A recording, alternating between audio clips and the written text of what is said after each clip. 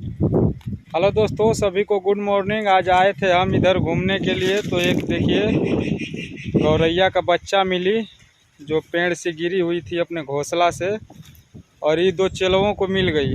ये जो चेला है ये दोनों को मिल गई, लेकर इससे खेल रहा था। तो हमने बुलाया और इसको हम जा रहे हैं फिर इसके घोंसला में रखवाने, पानी पिलाकर इसको, और इसके स्थान पर पहुंचाने जा रहे हैं। घोंसला में रखवाएंगे हम।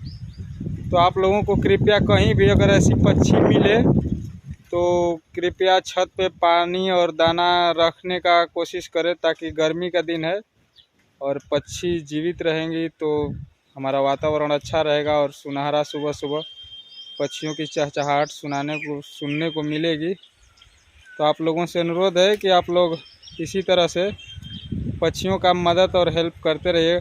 और तुम लोग सुन लो, तुम लोगों को मारेंगे अगर इसको फिर से घोंसला में नहीं रखेगा तो। घोंसला में रखने के लिए ले जा रहे हैं। हाँ तो ले जाओ और रख दो।